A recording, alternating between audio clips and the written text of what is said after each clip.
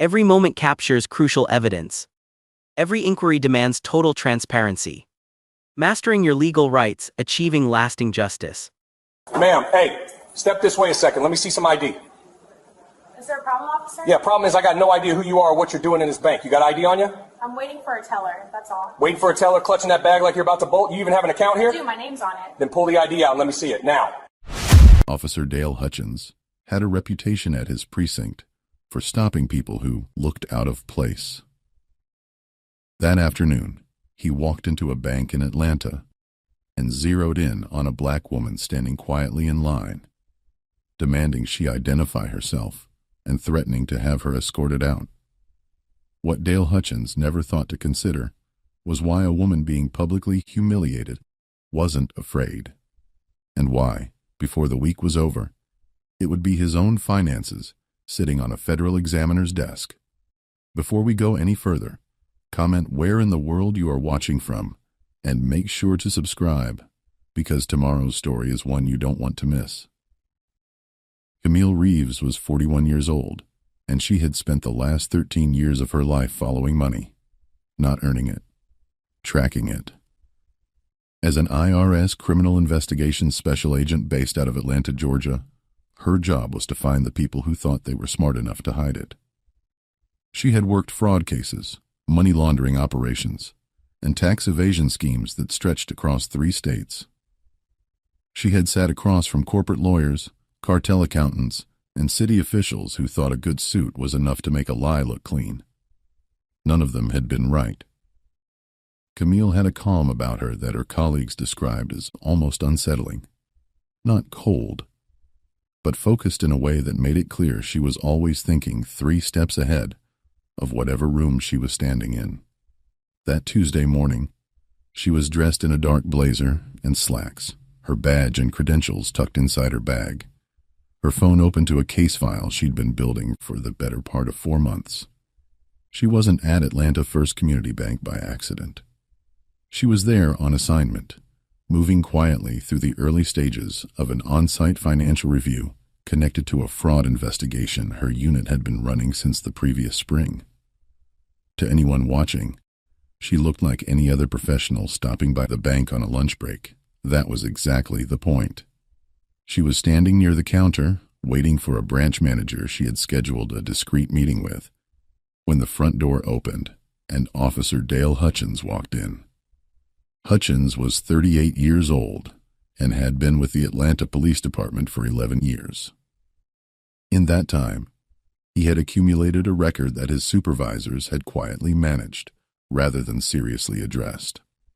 3 use-of-force reviews, 2 formal complaints filed by members of the public, both citing racially biased behavior, and 1 internal reprimand that had been reduced to a written warning after a union rep got involved. He wasn't the kind of officer who made headlines. He was the kind who stayed just inside the line of what could be proven, and he had learned over the years exactly how much he could get away with. He carried that knowledge like a second badge. He had been called in by a junior bank teller who thought she recognized a woman from a vague alert about a fraud suspect in the area, a description so general it amounted to little more than black woman, professional clothing. The teller had panicked and called the non-emergency line. Hutchins, who was 2 blocks away, took the call himself. He walked into the bank, scanned the room, and his eyes landed on Camille within seconds.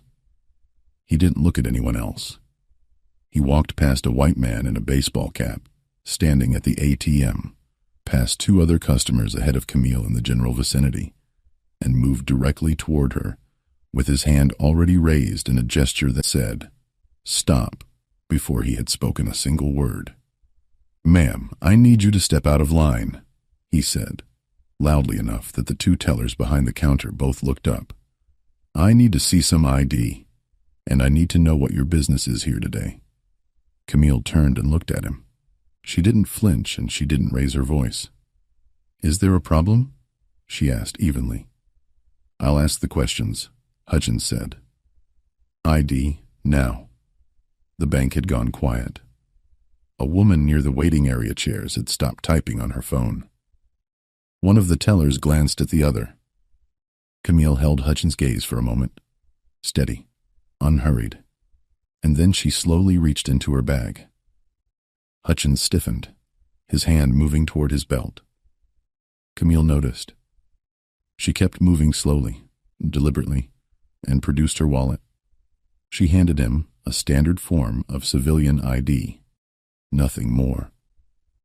She was not required to show him anything else. Not yet.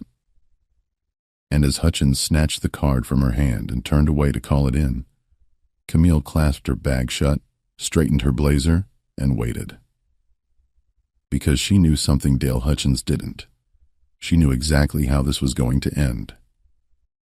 Officer Dale Hutchins came back from running her ID with the same energy he had walked in with. Except now, there was something extra in it. The system had come back clean. No warrants, no flags, nothing. For most officers, that would have been the end of it. An apology, maybe. A quiet exit. But Hutchins didn't operate that way. A clean record didn't mean anything to him. In his mind, it just meant she hadn't been caught yet. "Says here you live over in Decatur," he said, holding her ID out, but not quite handing it back. "This isn't your bank branch. What are you doing all the way out here?" Camille looked at him calmly. "I don't believe I'm required to explain my choice of bank branch to you, officer." Hutchins' jaw tightened. He wasn't used to that. He was used to nervousness, to fumbling explanations, to people so rattled by his presence that they started apologizing for things they hadn't even done. Camille was giving him none of that, and it was making him angrier by the second. "I'm going to need you to come with me outside," he said, lowering his voice just enough to make it sound like an instruction rather than a request. "We can sort this out away from everybody." "I'm not going outside," Camille said simply. "I'm waiting for an appointment." That was the moment Hutchins decided he was going to make an example of her. He straightened up, turned slightly so more of the room could see him, and spoke louder than he needed to. "Ma'am, you are being uncooperative with a lawful police inquiry. If you refuse to come with me voluntarily, I will have you removed from this building.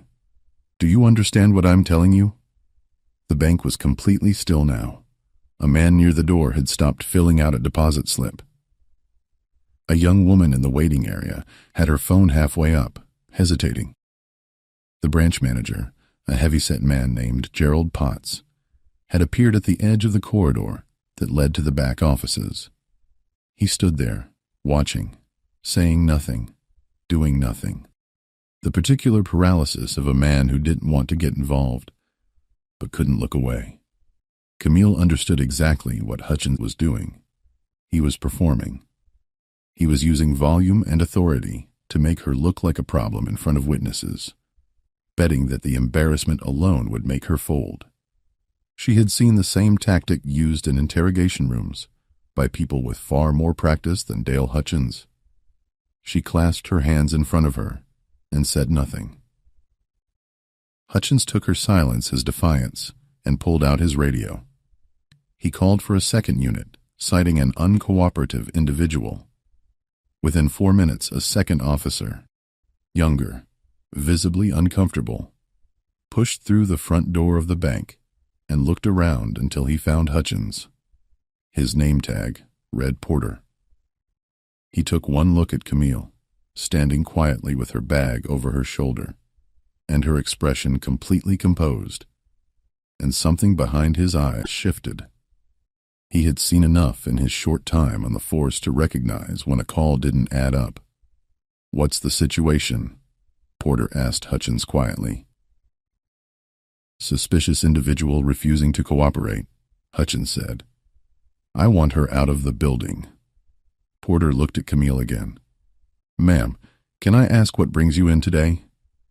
"I have an appointment with the branch manager," Camille said. "I've been waiting for it since before your colleague asked me to leave." Porter turned to look at Gerald Potts, who was still standing at the edge of the corridor. Potts gave a small, stiff nod that confirmed it. Porter looked back at Hutchins. Dale, she says she hasn't. I don't care what she says. Hutchins cut him off. She's been uncooperative since I walked in, and I want her removed. Back me up. Porter went quiet. That was the thing about men like Hutchins. They didn't just intimidate civilians. They intimidated the people around them too.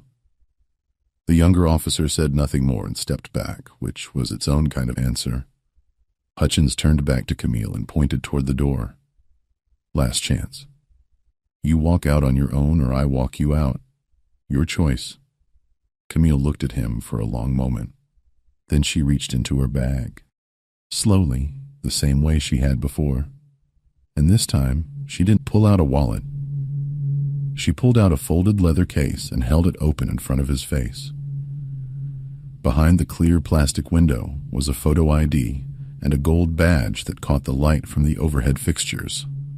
The words on the credential read, Internal Revenue Service, Criminal Investigations, Special Agent. Hutchins stared at it. The color shifted in his face. Across the room, Officer Porter exhaled through his nose and looked down at the floor. Gerald Potts gripped the door frame of the corridor, and Camille, without raising her voice even slightly, said the words that would follow Dale Hutchins for the rest of his career. I've been on assignment in this bank since this morning, officer, and you just walked into the middle of a federal investigation. The badge didn't need an explanation. It spoke the moment it opened. Camille held it steady in front of Dale Hutchins long enough for every word on it to register. Then she folded it closed and slipped it back into her bag like it was the most ordinary thing in the world. Because to her, it was. Hutchins opened his mouth and closed it again. For the first time since he had walked through that front door, he had nothing to say. The confidence that had carried him across that bank floor, the same confidence that had survived 3 complaints and 2 formal reviews, was gone. What replaced it was something he wasn't familiar with. Exposure. Officer Porter didn't move. He stood near the door with his arms at his sides, looking at the floor, already mentally separating himself from everything that had just happened. Gerald Potts had disappeared back into the corridor, and within seconds Camille could hear the low murmur of his voice. She didn't need to hear the words to know he was on the phone. Camille turned away from Hutchins and addressed Porter directly. I need your badge number and your supervisor's contact information, she said. Yours too, she added without looking back at Hutchins. Porter gave his immediately. Hutchins stood still for a long moment before he recited his voice lower than it had been at any point that afternoon. Camille wrote nothing down. She didn't need to. She had an excellent memory. It was one of the reasons she had been trusted with the kind of cases that required patience, precision, and the ability to recall details long after a room had cleared. She would remember everything about this interaction, the exact words, the tone, the sequence, the witnesses. All of it was already filed away in her mind with the same thoroughness she applied to every case she worked. She looked at Hutchins one final time, not with anger, with something quieter and more permanent than anger. You're going to want to contact your union rep, she said, today. Then she turned toward the corridor where Gerald Potts had gone, walked through it, and closed the door behind her. The meeting she had come for was already 20 minutes late. She still had work to do. By the time Camille walked out of Atlanta First Community Bank that afternoon, 3 things had already been set in motion. Gerald Potts had submitted a formal incident report to bank security. Officer Porter had called his shift supervisor from the parking lot. And somewhere across the city, a union rep's phone was ringing with a call he had been half expecting for years. Dale Hutchins was placed on administrative leave within 48 hours. His department cited the federal obstruction issue as the primary reason, but anyone who had worked alongside him long enough knew this moment had been building for a long time. The complaints that had been buried were pulled back out. The use of force reviews that had been quietly closed were reopened. When you interfere with a federal agent on active assignment, the paperwork that was once easy to make disappear becomes very difficult to touch. The Department of Justice opened a preliminary review into the incident within the week. That review expanded when Camille's unit submitted documentation showing that Hutchins' interference had compromised a specific stage of their ongoing investigation, time that had to be rebuilt, access that had to be reestablished, and a subject who had grown cautious in the window that Hutchins had created. Then the IRS angle arrived, and it arrived quietly, the way it always does. A routine financial disclosure review connected to the obstruction complaint surfaced irregularities in Hutchins' personal tax filings going back 4 years. Nothing had been hidden cleverly. It rarely was, with people who never believed they would be looked at. An audit was opened, then a second one, this time touching a property purchase that didn't line up with his declared income. Hutchins resigned from the Atlanta Police Department 9 weeks after the incident. His attorney released a short statement. Nobody was surprised. Camille was back at her desk the following morning. The case she had been working at that bank was still active, still moving, and she was already 3 steps deeper into it than she had been the day Hutchins walked through that door. She didn't follow the news coverage of his resignation. She didn't need to. She had done her job, both the one she had gone to the bank to do and the one that Hutchins had accidentally handed her. Some people pick the wrong person to underestimate. Dale Hutchins picked a federal agent who gets paid to be patient. Seeking truth is a collective journey, and factual knowledge is your armor. Thank you for viewing and supporting Global Accountability.